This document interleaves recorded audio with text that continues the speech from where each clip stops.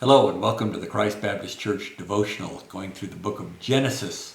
And we are now in Genesis chapter 33 where we find ourselves just on the edge almost of a cliffhanger with Jacob having left his father-in-law's estate there, Laban, and taking all the sheep that he'd taken, and he'd certainly prospered under Laban, and he'd taken much of the profit, really, of the herds and the flocks from Laban, and he is on his way now back to the land of Canaan. Laban chased him and was prevented by God from doing anything to Jacob.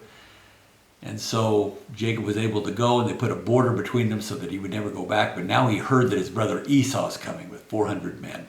Now what to do? After he had left Esau, Esau wanted to kill him the last time Jacob saw his brother Esau, he had wanted to kill him. And so that leaves us here to Genesis chapter 33. And with that, let's pick up the story as we go, and we'll see if we can get some application out of this in Genesis chapter 33. Let's follow along here. Jacob had just gotten done meeting a man, wrestling with him. That man was God. He wrestled with him, and his name was changed from Jacob to Israel once he really admitted, he confessed that he was Jacob, the deceiver. And that's who he was, and who he was wrestling with God. God changed his name to Israel, the son of the promise. That God was working with him through his sin, and his sin is actually helping form him and shape him in his life. Well, in Genesis chapter 33, we pick up now. Jacob is on his way trying to figure out what's going to be happening now after he got done wrestling at daybreak with this man. Genesis 33 verse 1. Then Jacob lifted his eyes and looked, and behold, Esau was coming, and 400 men with him. So he divided the children among Leah and Rachel and the two maids. He put the maids and their children in front, Leah and her children next, and Rachel and Joseph last. So he hears that Esau is coming with 400 soldiers, men, trained to fight. Jacob has no warriors. He might have some servants, some male servants, but it's mostly sheep, herders, shepherds, and his family, his wives and children. And so he puts the maids first with their kids, in case they get taken out first. Then Leah and her kids, they'll get taken out second. And then finally puts Rachel and Joseph together with him in the back. So he's at least protecting the one he loved the most. That's what he's doing. But verse 3, but he himself passed on ahead of them and bowed down to the ground 7 times until he came near to his brother. So he put them in order to protect Jacob or to protect Rachel and Joseph as being last. But he did go on ahead to protect his family. And then he immediately saw Esau, and he bowed. He hit the ground and he bowed. Then Esau ran to meet him and embraced him and fell on his neck and kissed him, and they wept. He lifted his eyes and saw the women and the children and said, "Who are these with you?" So he said, "The children whom God has graciously given your servant." Then the maids came near with their children, and they bowed down. Leah likewise came with her children, and they bowed down. And afterward Joseph came near with Rachel, and they bowed down. And he said, "What do you mean by all this company which I've met?" He did have a lot of kids. And he said, "I find favor in the sight of my Lord." So we come down and we are bowing down because we know that Esau wanted to kill Jacob in the worst way when he had left. They did not leave on good terms at all. But Esau said, "I have plenty, my brother. Let what you have be yours." Because he wanted to send gifts to Esau to just make sure that he was taken care of. And he wanted to do that for them. But Esau says, "I got plenty. I've done very well. Let what you have be your own." And Jacob said, "No, please, if now I've found favor in your sight, then take the present from my hand, for I see your face as one sees the face of God, and you've received me favorably." And so he was shocked out of his boots, actually out of his sandals. He was shocked out of his sandals that Esau didn't want to kill him, but was coming and saying, "No, I've done fine, and I'm just so pleased to see you. Because Esau, verse 4, ran to meet him and embraced him, fell on his neck and kissed him. Who are these? Tell me about your family. Introduce them to me. Let me know them. And he said, don't worry about me. I have plenty.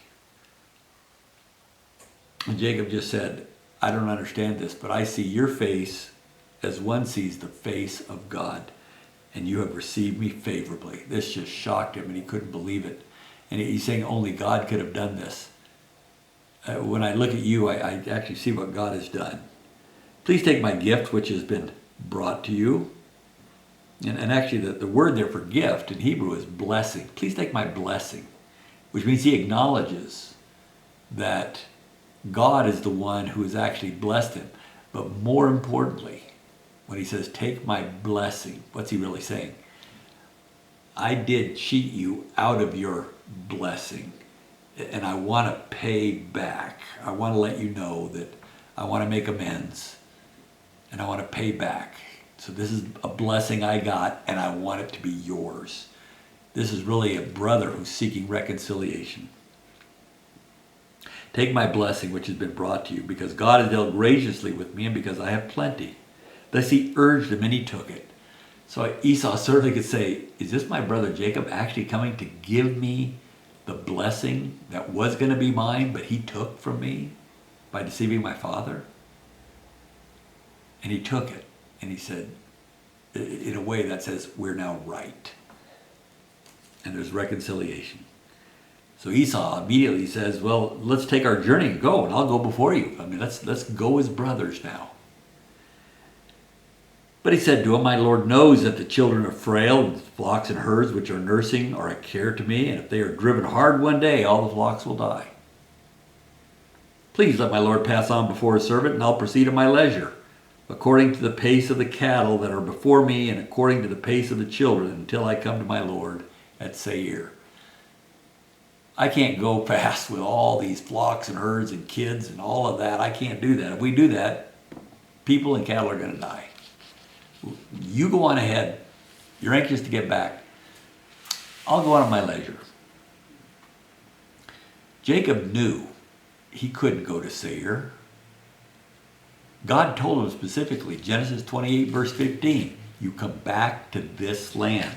He said, let's just read it again, 28, verse 15, when he saw the Lord in a dream, and he said, behold, God said, behold, I'm with you and will keep you wherever you go and will bring you back to this land, for I will not leave you until I've done what I have promised you. He promised him in verse 13 and 14. All this prosperity is going to come and all that's going to happen, and I will bring you back to this land, because I'm not going to leave you until I've done what I promised. So he's supposed to come back to the land, Bethel, where he was. He can't go to Seir. He knows that. So being Jacob, he doesn't be straight with his brother. He says, well, I got to move slow. You go on ahead. I'll catch up. That's okay.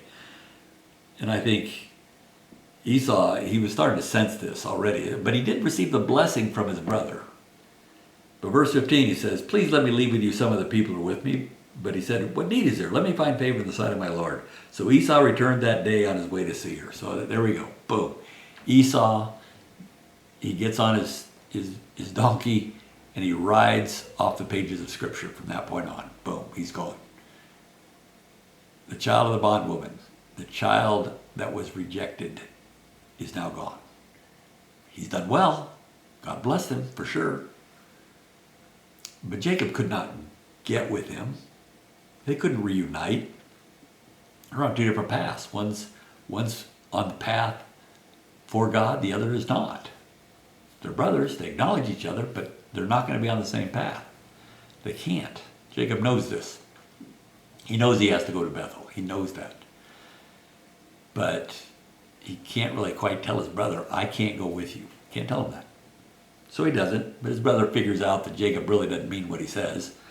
So he's saying, fine, you don't want me to send my guys here to stay with you, to help you and make sure you're safe, and you don't want me to come with you? Fine, I'll go back to Seir. Our business is done. He's not angry. He's just saying, well, I guess we can't come together. And he was shocked that Jacob gave him what he called his blessing. So he said, what need is there? Let me find favor in the sight of my Lord. So Esau returned that day on his way to Seir. So verse 17 says, Jacob journeyed to Succoth and built for himself a house and made booths for his livestock. Therefore the place is named Succoth. So he didn't go to Bethel. He's supposed to go to Bethel, but he stopped off at Succoth. He's got all these animals, and the word Succoth means booths or tents, that kind of thing. And so he did this and made booths for his livestock. And so he parked all of his animals right there to take a breather. So he's really not in a hurry to get back to where he was told God's going to bring him back there. So even Jacob is not focused on what he needs to be doing. But we learned from verse 18 that he did. He said, now Jacob came safely to the city of Shechem, which is in the land of Canaan. So he didn't make it back to Canaan. He did, but not to Bethel. Made it to Shechem. And where this is important is he was supposed to go to Bethel. But he stopped off in Shechem, which is going to be occupied, and it's going to be a problem for him in the next chapter. But he stopped off in Shechem, and it's in the land of Canaan. When he came from Paddan Aram, that's Laban's territory, and he camped before the city. So he's now before a city of the Canaanites, and he camps there. He's not supposed to do that. He's supposed to go to Bethel, the place where he built an altar for the Lord. He bought the piece of land where he had pitched his tent from the hand of the sons of Hamor, Shechem's father, for 100 pieces of money. Then he erected there an altar and called it El Elohe Israel, God, the God of Israel. And he erected the altar there. It's not where God told him, but it is in the land of Canaan. So a man of a very minor partial obedience. And what do we see out of this chapter? What we see is Jacob reuniting with his brother Esau, thinking his brother's going to kill him because of what happened in the past. And what this shows is it's been 20 to 21 years now Jacob has been with Laban. He's just now coming back. So he and Esau were separated 21 years. God was working on Jacob. His sins and deceit and all that was beginning to change Jacob. He wasn't changed completely, but it was beginning to change Jacob. And he was understanding. He met his match with Laban and then with his wives. And he was just understanding what it is to trust God. He hadn't fully trusted God because he's not in Bethel right now. But he's learning, and he's been doing that. Well, you know what's been happening at the same time? God has been working on Esau. Jacob had no idea. Jacob thought Esau was like he was 21 years ago. But he's not. He's a different man. God was working on him. And he had plenty. He said, let what you have be in your own. He's soft-hearted towards his brother. And this is one thing his father told him very specifically. His father gave Esau a bit of a blessing, a prophecy. He said, behold, away from the fertility of the earth shall be your dwelling. Yeah, he's in Seir, which is desert. And away from the dew of heaven from above. You're not going to have farms and all the things that Jacob's going to have. By your sword you shall live, and your brother you shall serve. But it shall come about when you become restless that you will break his yoke from your neck. And that's what happened. Esau broke away from the yoke of being under Jacob, angry at Jacob, always saying, Jacob's got his foot on my neck. And he got rid of that bondage that he was a slave to Jacob's deception. And God worked on him to where when he saw his brother, he received him favorably. Jacob didn't see that coming. Never saw it coming. Why? Because he just assumed he was the way he was 21 years ago. Well, what this tells us is that God's working on others as much as he's working on me. And when I see somebody I haven't seen in a while, I shouldn't just assume they're like they were. Because God's been at work. And I am hopeful that they'll come back like Esau he came back to Jacob.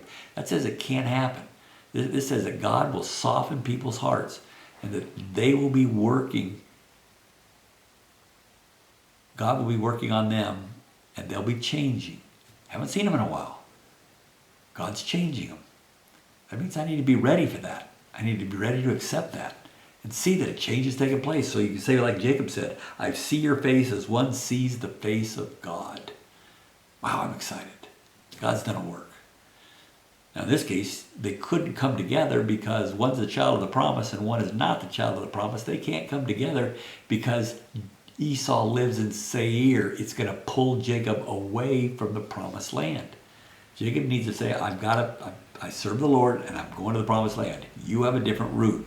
We're brothers, we're relatives, we need to stay close, but you've got your path, I've got mine. Mine is with God, yours is not.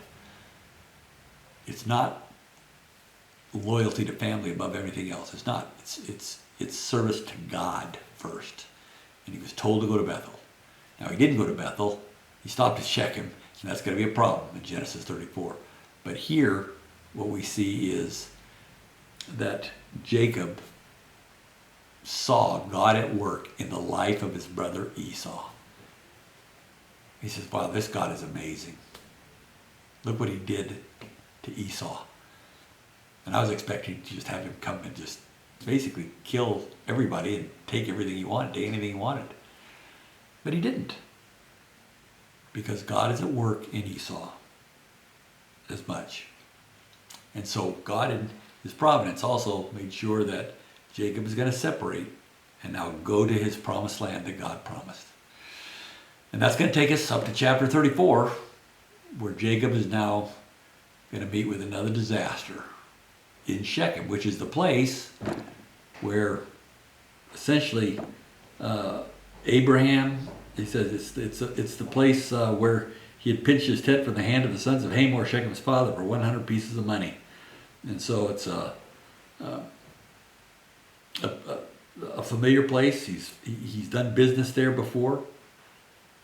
And so Shechem is a place also that's known some battles also in the past. So it's not a stable area. It's not centered in to where Jacob and his influence is going to be there. This is out in the foreign territory, but it's in Canaan. But it's a place where he's going to learn another lesson.